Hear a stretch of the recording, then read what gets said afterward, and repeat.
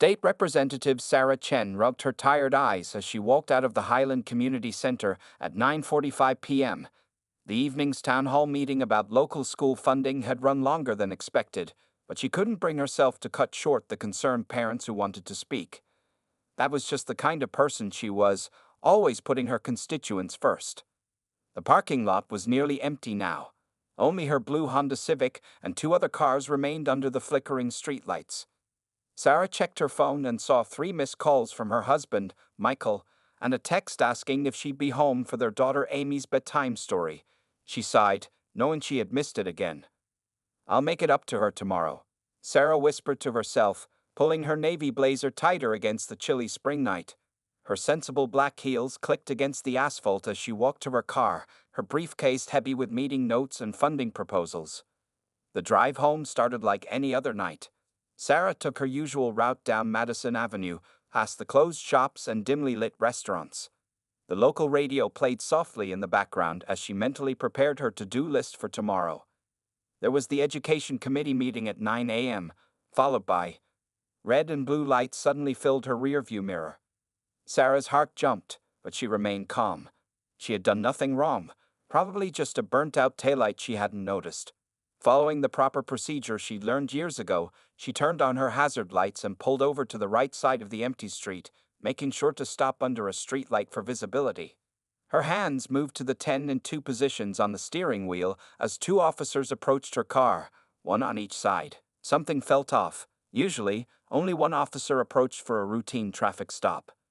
The officer on the driver's side shined his flashlight directly in her face. Sarah squinted but kept her composure. "License and registration," the officer demanded, without introducing himself or stating the reason for the stop. "Officer, may I ask why I'm being pulled over?"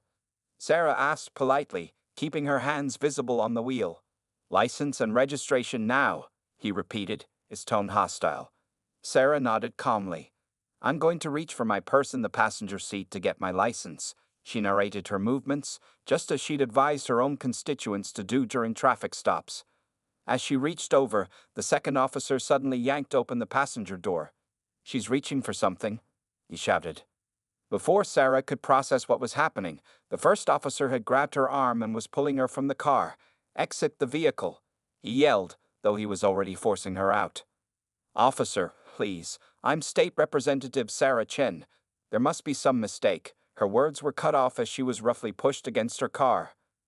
"Running that mouth will only make things worse," the first officer growled, pulling her arms behind her back. The cold metal of handcuffs bit into her wrists. Sarah's mind raced. This couldn't be happening. She watched helplessly as the second officer began searching her car without consent, pulling papers from her briefcase and tossing them onto the seat. "Found something," the second officer announced, holding up a small plastic bag that Sarah had never seen before. "That's not mine," Sarah said firmly, her political training helping her maintain composure despite her rising panic. "I demand to speak with your supervisor and make a phone call." The officers ignored her requests. Sarah caught a glimpse of her phone on the driver's seat, lighting up with another call from Michael. She would never get to answer it. As they pushed her into the back of the patrol car, Sarah noticed something strange. Neither officer had activated their body cameras, and their patrol car's dashcam light was off. In her 10 years as a state representative working on law enforcement accountability, she knew this was against department policy. Through the window, she watched the officers continue to search her car, their movements suggesting they were looking for something specific rather than conducting a routine search. Sarah closed her eyes and took deep breaths, her mind already forming a plan. She had fought for others' rights in the legislature for years. Now she would have to fight for her own. The patrol car pulled away from the curb, carrying Sarah away from her vehicle and into a night that would change not only her life but the entire state's political landscape. What she didn't know then was that this wasn't just a case of police misconduct. It was the beginning of a carefully orchestrated plot that would test her resilience, threaten everything she had worked for, and ultimately expose a web of corruption that reached the highest levels of local government. The fluorescent lights buzzed overhead as Sarah sat in the cold metal chair at Central Police Station. 12 hours had passed since her arrest. Her usually neat black hair was messy, and her blazer was wrinkled from sleeping on the hard cell bench. But her eyes remained sharp and determined. Detective James Martinez watched her through the one-way glass, his coffee growing cold in his hands. Something about this case hadn't felt right from the moment it crossed his desk at 6 a.m. He had been investigating corrupt officers for 15 years, and his gut was rarely wrong. The drug bag they found was too perfect, he muttered to himself, reviewing the arrest report. And why would a state representative carry drugs in her briefcase during a community meeting? Meanwhile, across town, Michael Chen paced in their living room while talking to Lisa Wam, Sarah's chief of staff. Their daughter Amy sat on the stairs in her school uniform, too worried about her mom to get on the school bus. The officers claimed they found drugs, Lisa, Michael said, running his hands through his graying hair. But Sarah doesn't even take aspirin for headaches. This makes no sense. Lisa was already working on her laptop. Michael, I think I found something. Last week, Sarah received strange emails about the police reform bill she's supporting. They were warnings, telling her to back off or face consequences. Just then, Lisa's phone buzzed. A text from an unknown number read, "Check security footage from Joe's Diner across from the arrest site. A friend." At the police station, Officer Pete Wilson sat nervously in the break room. His hands shook as he poured his third cup of coffee. Last night wasn't supposed to go like that. They told him it would be a simple plant and arrest job. Just scare the representative a little, make her look bad in the news. But now Internal Affairs was asking questions. His partner, Officer Tom Reed, burst into the room. "They're looking at camera footage, Pete. That diner across the street, the cameras caught everything." Wilson's coffee cup crashed to the floor, but Sergeant Brooks said he took care of all the cameras. In her office downtown, Rachel Torres, a reporter for the City Times, received a large envelope with no return address. Inside were copies of emails between high-ranking police officials and MaxSecure, a private prison company that would lose millions if Sarah's reform bill passed. "Holy cow," Rachel whispered, reading through the documents. The emails detailed a plan to discredit Sarah, complete with payments to certain officers and instructions about the arrest. She quickly dialed her editor's number. Back at the station, Detective Martinez was reviewing the Joe's Diner footage for the third time. The video clearly showed Officer Reed removing something from his pocket before finding it in Sarah's car.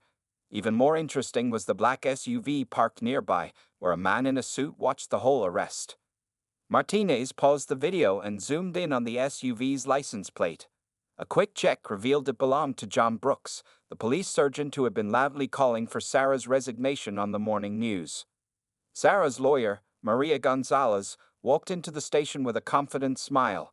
In her briefcase were copies of everything: the threatening emails, the diner footage, and the leaked documents about MaxSecure. She had spent the morning connecting the dots, and the picture was bigger than anyone imagined. "I'm here to see my client, Representative Chen," Maria announced at the front desk. "And after that, I'd like to speak with Detective Martinez from Internal Affairs." Officer Wilson watched Maria walk past the break room. He pulled out his phone with trembling hands and typed a message to Sergeant Brooks. "Lawyer's here. She knows everything. What do we do?" The response came quickly: "Delete everything. Say nothing. Meeting tonight at the usual place." But Wilson didn't know that Detective Martinez had already placed a tiny recording device under the table at their usual meeting spot. The detective had learned long ago that corrupt officers always made the same mistake: they got sloppy when they panicked. As Maria sat down across from Sarah in the interview room, both women shared a knowing look. The truth was already unraveling, faster than the conspirators could cover their tracks. "They thought they could bully you into dropping the reform bill," Maria said, opening her briefcase. "Instead, they've given us everything we need to prove why it's necessary." Sarah straightened her shoulders, her fighting spirit returning. "Then let's show them why you don't pick a fight with someone who's spent their career fighting for justice." Outside the station, more reporters were arriving as the story broke. By sunset, the quiet arrest of a state representative would explode into the biggest police corruption scandal the state had ever seen. The morning after Sarah's release, the city erupted into chaos. Every TV screen in downtown showed her arrest photo. Coffee shops buzzed with people reading news on their phones. Street corners filled with both protesters and supporters, holding signs and chanting. Sarah sat in her home office, watching Channel 5 News. Her face was everywhere. Breaking news. State Representative Sarah Chen, arrested on drug charges, claims police conspiracy, the reporter announced. Sources say evidence may support her story. Coming up, exclusive footage of the arrest. Michael brought her a cup of tea and squeezed her shoulder. "You haven't slept," he said softly. "How can I?" Sarah pointed at her phone, which hadn't stopped buzzing since yesterday. "Look at what they're saying on social media." Some posts defended her. "Chen fights for our schools and they set her up. #stand with Chen." Others attacked. "Another corrupt politician playing the victim. Lock her up? #Ken is criminal." The doorbell rang for the 5th time that morning. Through the window, they could see more reporters crowding their front lawn. Camera flashes lit up the house like lightning. At the MaxSecure Company headquarters, CEO Richard Maxwell slammed his office door. "How did this leak?" he shouted at his PR team. "Fix this now." His phone showed missed calls from investors, board members, and angry politicians. The company's stock had dropped 15% in just 1 hour after news broke about their connection to Sarah's arrest. Meanwhile, at Highland Middle School, 13-year-old Amy Chen tried to hide in the library during lunch, but she could still hear other kids whispering. "That's her, the drug dealer's daughter," one boy said loudly. "My dad says her mom's going to jail," another added. Amy hugged her books tighter, fighting back tears. Her best friend Jenny walked in and immediately sat beside her. "Don't listen to them," Jenny said firmly. "My whole family knows your mom is innocent.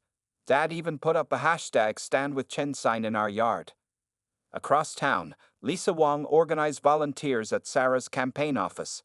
Phones rang non-stop with supporters offering help. People brought food, made signs, and shared their own stories of police harassment. "Remember," Lisa told the volunteers, "every call, every email matters. Show them Sarah's community stands with her." But not everyone was supportive. Outside, a small group of protesters waved signs reading, "No special treatment for politicians," and "Chen must resign." At the City Times newspaper office, Rachel Torres worked frantically at her desk. More documents had arrived. Bank records showing payments from MaxSecure to several high-ranking police officers. "Editor," she called out, "you need to see this. The rabbit hole goes deeper." Her editor, Bob Martinez, rushed over. After reading for a few minutes, he grabbed his phone. "Get me our lawyer. Now, this story's bigger than local news. We're talking statewide corruption." In the police station's locker room, Officer Wilson's hands shook as he cleaned out his locker. Internal Affairs had suspended him pending investigation. Other officers walked past without looking at him. Nobody wanted to be seen talking to a potential snitch. His phone buzzed with a text from Sergeant Brooks. "Keep your mouth shut if you know what's good for you." Sarah's lawyer, Maria, set up a press conference on the courthouse steps. As Sarah stepped up to the microphones, cameras clicked rapidly. She wore her favorite blue suit, the same one from the night of her arrest, now cleaned and pressed. It was her way of showing them she wouldn't be broken. "My arrest was not just an attack on me." Sarah spoke clearly into the microphones. "It was an attack on every citizen's right to fight for change. To those who thought they could silence me, you have failed." The crowd erupted in cheers and applause. Even some reporters nodded in approval. Back at home that evening, Sarah helped Emmy with her homework while Michael cooked dinner. The news played quietly in the background. Protesters still stood at the end of their street, but now police had to protect them from the growing crowd of Sarah's supporters. "Mom," Amy asked suddenly, "are you scared?" Sarah thought carefully before answering. "No, honey, I'm angry. And when good people get angry about injustice, that's when real change happens."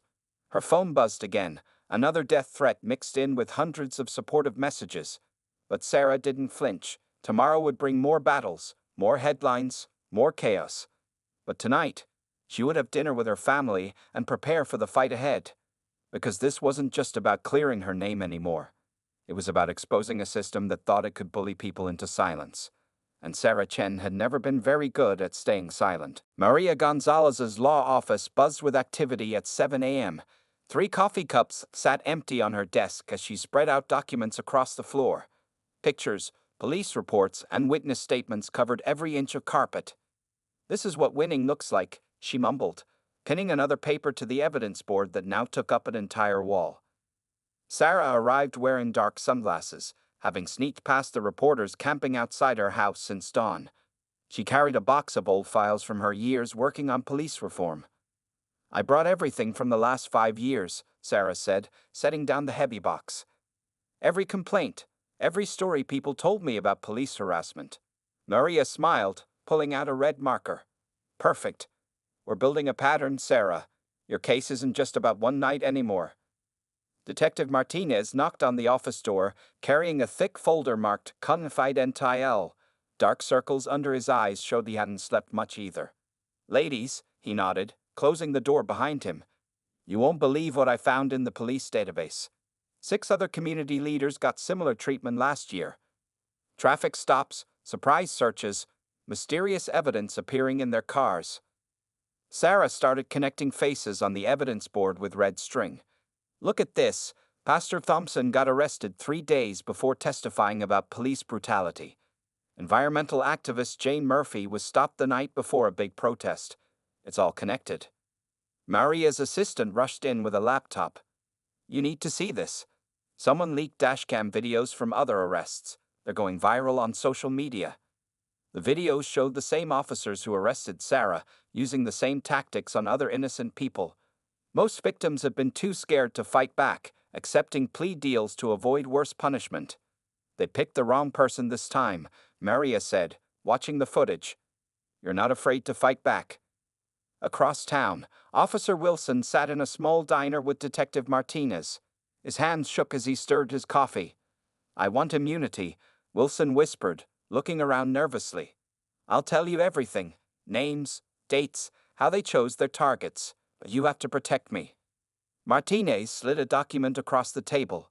"Start talking, and don't leave anything out." Back at the law office, Sarah's phone rang. The deep voice spoke quickly. "Check the old factory on River Street. Loading dock security camera. Night of your arrest. Don't ask who I am." Then silence.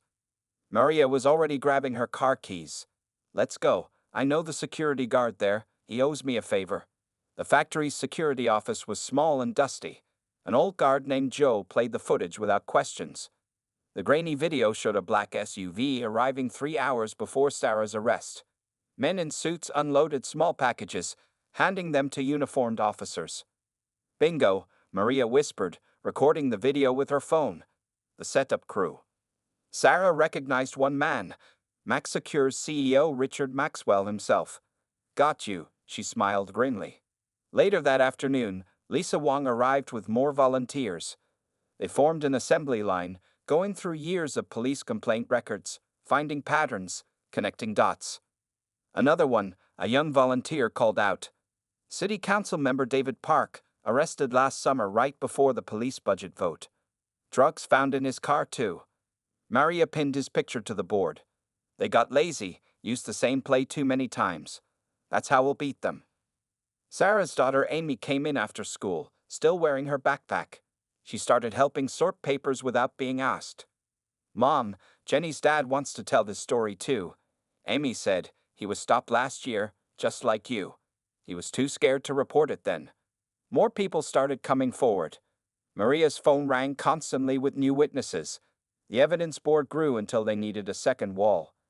Detective Martinez brought in more files, secret police task force meetings, coded emails about handling community troublemakers, lists of targets. They called it Operation Silence. He explained, showing them internal memos. A systematic plan to intimidate anyone who challenged police power. As evening fell, Sarah stood back, looking at the massive collection of evidence. Years of corruption and abuse laid bare on these walls. Lives hurt, voices silenced, justice denied. Until now. "We're not just fighting for me anymore," she told Maria. "We're fighting for everyone they tried to silence, and we're going to win." Maria nodded, adding one final string to connect all the cases. They thought they were building a web to trap troublemakers. Instead, they built the net that's going to catch them all. Outside, more supporters gathered with candles, holding a vigil for justice. Their lights flickered through the office windows, casting shadows across the evidence of corruption that would soon shock the entire state. Sarah woke up screaming at 3 a.m., her heart racing. In her nightmare, she was back in that police car, helpless and afraid. Michael quickly turned on the bedside lamp and held her trembling hands. "It's okay, you're home," he whispered, but they both knew it wasn't okay. Down the hall, Amy sat up in her bed, hugging her knees. She had heard her mother's screams again. This was the third time this week. A strong mom she knew, who always spoke confidently at public meetings, now jumped at sudden noises and checked the windows constantly. At breakfast, Sarah's hands shook as she tried to pour coffee. Dark circles under her eyes showed another sleepless night. The morning news played on their kitchen TV, but she quickly changed the channel when she saw her own face. "I can't do the grocery shopping anymore," she said quietly. "People either stare at me like I'm a criminal or come up crying about their own police stories. I can't handle it right now." Michael nodded, adding another task to his growing list. Since the arrest, he had taken over most household duties. His own work as an accountant was suffering, but he didn't tell Sarah. She had enough to worry about. At Highland Middle School, Amy sat alone in the cafeteria. Her old friends had slowly stopped sitting with her, their parents worried about being connected to the scandal. Only Jenny remained loyal, but she was homesick today. "Look, it's the criminal's kid," whispered a boy walking past. "Better watch your lunch money." Amy fought back tears, remembering how her mom always said to stay strong, but being strong was getting harder every day. In her office, Sarah tried to focus on work, but the panic attacks kept coming. Every police car that drove past made her freeze. Every knock on the door sent her heart racing. Her doctor had prescribed anxiety medication, but the pills sat untouched in her purse. Taking them felt like letting them win. Lisa Wong watched her boss with growing concern. The usually organized Sarah had started forgetting important meetings. Her hands trembled during speeches. Yesterday, she had nearly fainted during a press conference. "Maybe you should take a break," Lisa suggested gently. "Just for a few days?" "I can't," Sarah snapped, then immediately apologized. "If I stop fighting, they win. I can't let them win, Lisa." At home that evening, Michael found unpaid bills piling up on Sarah's desk. Legal fees were draining their savings. He quietly transferred money from his retirement account, not telling Sarah. They had to remortgage the house last week, but she didn't know that either. During dinner, Amy pushed her food around her plate. "Can I switch schools?" she asked suddenly. "Just until this is over?" Sarah's fork clattered to her plate. Another thing she had failed at, protecting her daughter. The weight of guilt pressed down on her chest, making it hard to breathe. Later that night, Sarah found Michael crying in the garage. He quickly wiped his eyes, pretending to look for tools. They hadn't really talked in weeks, both pretending to be strong for each other. "I'm sorry," Sarah whispered, touching his shoulder. "This isn't what you signed up for when you married a state representative." Michael turned to face her. "I married you, not your job. We'll get through this together." They held each other in the quiet garage, finally letting their guard down. Sometimes being strong meant admitting you weren't okay. The next morning, Sarah made a decision. She called Dr. Martinez, her therapist, and scheduled an appointment. Then she called Amy's school counselor. Finally, she sat down with Michael. "I need help," she admitted. "We all do. Fighting this case is important, but not more important than our family." That afternoon, they attended their first family therapy session. Amy talked about the bullying at school. Michael shared his fears about their finances. Sarah finally admitted her panic attacks were getting worse. As they drove home, Sarah noticed a police car in her rearview mirror. Her hands started shaking, but then she felt Michael's hand on hers, and Amy leaned forward from the back seat to squeeze her shoulder. She wasn't alone in this fight, and maybe that was the most important discovery of all. That night, for the first time in weeks, Sarah slept without nightmares. The battle wasn't over, far from it, but acknowledging their pain had somehow made them stronger. Together, they would face whatever came next. Detective Martinez sat in his office at the federal building, surrounded by FBI agents. The small room buzzed with activity as agents pinned photos and documents to boards, creating a massive web of corruption. "This goes higher than we thought," FBI agent Johnson said, pointing to a new photo. "Way higher." The photo showed Police Chief Robert Thompson playing golf with Max Secure's CEO and the state's lieutenant governor. The date stamp showed it was 2 days before Sarah's arrest. Across town, Officer Wilson sat in a safe house, speaking into a recording device. 2 federal agents took detailed notes as he revealed everything. The secret task force started 3 years ago, Wilson explained nervously. They called it the Community Control Unit. The real job was to silence anyone who spoke against the police or private prisons. In her office, Sarah received an urgent call from Maria. "Turn on Channel 7 now," her lawyer demanded. Sarah grabbed the remote. Breaking news filled the screen. Police chief and multi-gull officers placed on leave. Federal investigation launched. The news anchor continued. Sources say at least 15 high-ranking police officers have been suspended. Internal affairs documents reveal a secret unit dedicated to targeting community leaders. Sarah's phone buzzed with a text from Detective Martinez. "Check your email. You won't believe what we found." The email contained files showing how deep the corruption went. The secret unit had a special budget, hidden in police records as community outreach. They had expensive surveillance equipment, unmarked cars, and a list of targets. Sarah was number 12 on their list. Above her name were other community leaders who had faced similar setups. Pastor Thompson, Council Member Park, activist Jane Murphy, all people who had spoken against police misconduct or private prisons. At the police station, chaos erupted as FBI agents walked through the doors. They carried boxes marked evidence and search warrants. Officers watched in shock as agents entered Chief Thompson's office, removing computers and files. Sergeant Brooks tried deleting files from his computer, but it was too late. FBI cyber experts had already copied everything. His phone rang. It was Maxwell from MaxSecure. "Don't talk to anyone," Maxwell ordered. "Our lawyers will handle this." But the lawyers couldn't stop what was coming. Rachel Torres from the City Times published another explosive story. She had bank records showing millions of dollars flowing from MaxSecure to fake companies owned by police officials. "The private prison company paid police to arrest their critics," Rachel wrote. "They created a system designed to silence anyone who threatened their profits." In the federal building's conference room, Agent Johnson showed Sarah and Maria the evidence boards. Red strings connected photos, documents, and bank records, revealing the full conspiracy. "Look at this," Johnson pointed. "Every time someone spoke against private prisons or police misconduct, they became a target. The task force would follow them, waiting for a chance to plant evidence or create a scandal. Maria studied the patterns. They got greedy and sloppy. Same tactics, same fake evidence, same corrupt officers every time." Sarah recognized more names on the target list. These people all testified at reform hearings. They were punished for telling the truth. Detective Martinez rushed in with new information. "We found their secret meeting place, a warehouse owned by MaxSecure. Weekly meetings, always on Thursdays. Chief Thompson attended everyone." Security camera footage from the warehouse showed officers receiving envelopes of cash. Photos showed them planning operations, including Sarah's arrest. Everything was documented, filed, and hidden, until now. The FBI moved quickly. Teams of agents spread across the city, serving warrants and making arrests.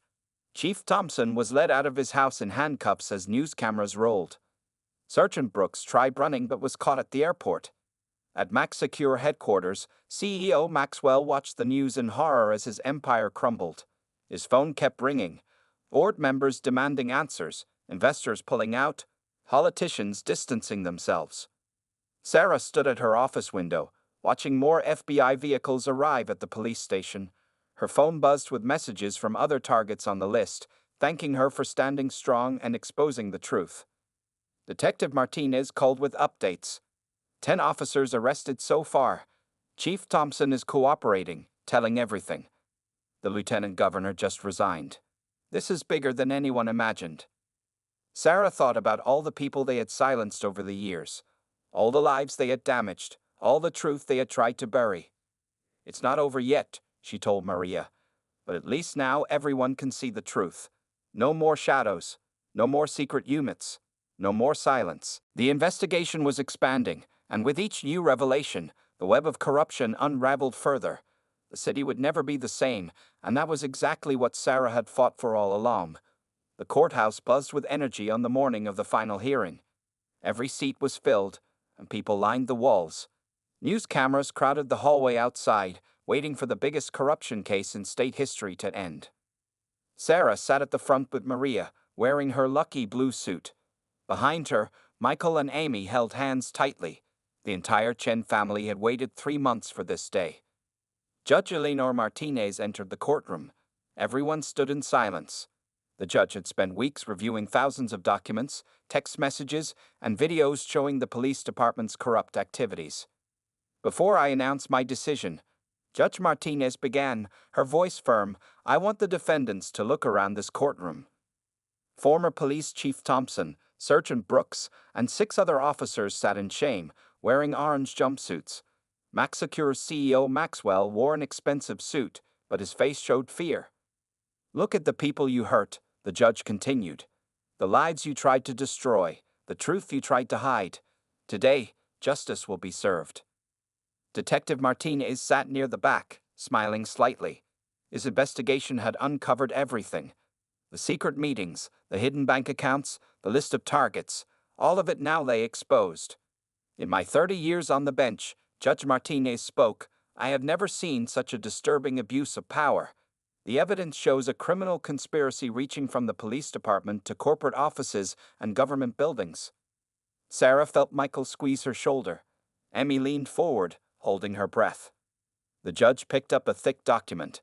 First, regarding Representative Sarah Chen's arrest. All charges are dismissed. The evidence clearly shows she was targeted and framed by corrupt officers.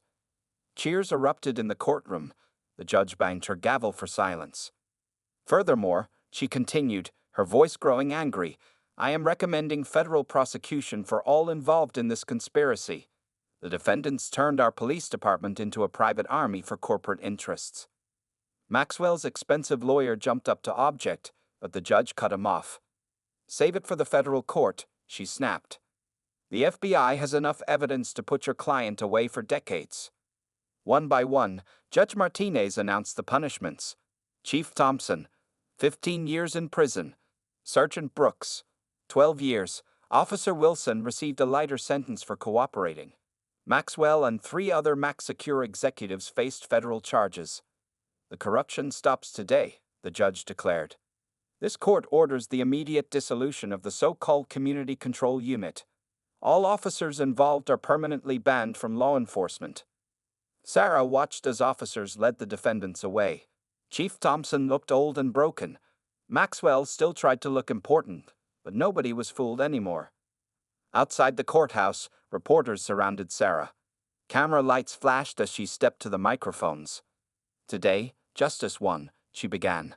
Not just for me, but for every person these corrupt officials tried to silence. Their power is gone. Their secrets are exposed. Truth finally defeated money and fear. The crowd cheered. Many were holding signs. Chen fights for justice, and no more corrupt cops. Pastor Thompson, one of their previous targets, stepped forward to hug Sarah. You did it, sister. You brought down the whole corrupt system. Detective Martinez approached with more good news. The FBI just arrested 3 more people at MaxSecure. They're finding evidence of similar operations in other states. Maria smiled proudly at her client, ready to help other cities fight corruption. Sarah looked at her family. Michael nodded encouragingly. Emmy gave her a thumbs up. First, Sarah said, I need to thank everyone who stood by me, the volunteers who searched through records, the witnesses who found courage to speak up, the honest officers who chose truth over loyalty. Reporter Rachel Torres pushed through the crowd. Representative Chen, what happens next? Sarah's eyes sparkled with determination. Next, we make sure this never happens again. New laws, better oversight, real reform. The fight for justice isn't over. It's just beginning. That evening, the Chen family celebrated at home with close friends. Amy had baked a cake decorated with the words, Truth Wins. Lisa Wong raised her glass for a toast. To Sarah Chen, the politician they couldn't silence. Sarah looked around at the smiling faces. Detective Martinez chatting with Michael. Maria showing Amy her law school photos, Jenny and her parents bringing more food. These people had stood by her through the darkest days. They had believed in truth when lies seemed stronger. They had chosen courage when fear was easier. No, Sarah corrected gently, raising her own glass. To all of us, because justice only wins when good people stand together. Outside, the sun set on a changed city. The corrupt system had fallen. Truth had won, and somewhere, other corrupt officials were starting to worry because Sarah Chen's fight for justice was just getting started. 1 year had passed since the historic court verdict. Sarah Chen stood at the podium in the state capitol building, watching as the governor signed the Citizens Protection Act into law. The room erupted in applause. This was Sarah's biggest achievement, a comprehensive police reform bill that would prevent other innocent people from facing what she had endured. The new law required body cameras to stay on during all arrests, created an independent review board, and banned secret police units. This pen, Sarah said to the crowd, holding up the one the governor had just used, is more powerful than any badge or gun. With it, we just wrote a new chapter in our state's history. The audience included many familiar faces. Pastor Thompson sat in the front row, nodding proudly. Next to him was Jane Murphy, environmental activist who had also been wrongly arrested. Behind them sat dozens of other former targets of the corrupt system, all now free and vindicated. Detective Martinez, recently promoted to Chief of Internal Affairs, stood near the back in his new uniform. He had helped write parts of the law, ensuring it would give honest officers the tools to fight corruption. "Remember when we thought we were alone in this fight?" Maria whispered to Sarah as they left the signing ceremony. The lawyer had become one of Sarah's closest friends over the past year. Sarah smiled, remembering how far they had come. Her new nonprofit organization, Justice Watch, had opened offices in 3 cities. They helped other communities fight corruption and supported families affected by police misconduct. At Highland Middle School, things had changed too. Amy Chen was no longer the criminal's daughter. She was the girl whose mom had exposed corruption and changed the law. She had even started a student club called Young Justice Advocates. "Mom," Amy called out, running up to Sarah after the ceremony. "My club wants you to speak at our meeting next week. We're learning about how to make positive changes in our community." Sarah hugged her daughter tightly. The nightmares had finally stopped, and their family was stronger than ever. Michael had quit his accounting job to help run Justice Watch, saying he found his true calling helping other families fight injustice. Later that afternoon, Sarah visited the new Police Academy Training Center. As part of the reforms, she now taught a required course called Community Trust and Police Ethics. Today's class was full of fresh-faced recruits. "Your badge is not a shield from accountability," she told them. "It's a symbol of public trust, and trust must be earned every single day." The recruits listened carefully, taking notes. Among them sat Officer Wilson's daughter, who had decided to become a police officer the right way, inspired by how the truth had finally come out. Back at her office, Sarah reviewed letters from around the country. Other states wanted her help writing similar laws. People shared stories of corruption in their towns, asking for guidance. Justice Watch was growing faster than she had imagined. Lisa Wan, now the organization's director, brought in more good news. MaxSecure is officially bankrupt, she announced. Their other corrupt operations were exposed in 5 more states. Private prisons are losing contracts everywhere. Sarah picked up a framed newspaper from her wall. The headline read, "Chen Law brings real change. Police complaints down 60% in first year." Below it hung a photo of the corrupt officials in handcuffs, a daily reminder that justice was possible. That evening, the Chens hosted a small dinner party. Detective Martinez brought his family. Maria came with case files from their newest corruption investigation. Jenny's parents, who had stood by Amy during the hardest days, brought dessert. Sometimes, Sarah said during dinner, "Good things come from bad situations. This group right here, we're proof of that." Michael raised his glass. "To the future," he said, "and to never staying silent." After guests left, Sarah sat in their backyard, looking at the stars. A police car drove past slowly. This time, she didn't feel afraid. Instead, she felt hopeful. The new officers in that car had trained under the reformed system, learned from her story, and sworn to serve with honor. Her phone buzzed with a message from a community leader in another state. "We need your help. Can you come speak to our city council?" Sarah smiled as she typed her reply. "Yes, the fight for justice never ends. It just moves to the next town." Inside, she could hear Emmy practicing her speech for the school club. Michael was making calls to set up a new Justice Watch office. The house buzzed with purpose and hope. The corrupt system had tried to silence one voice. Instead, they had created a movement. Sarah Chen's story wasn't just about surviving injustice anymore. It was about changing the world, one law at a time. And this was only the beginning.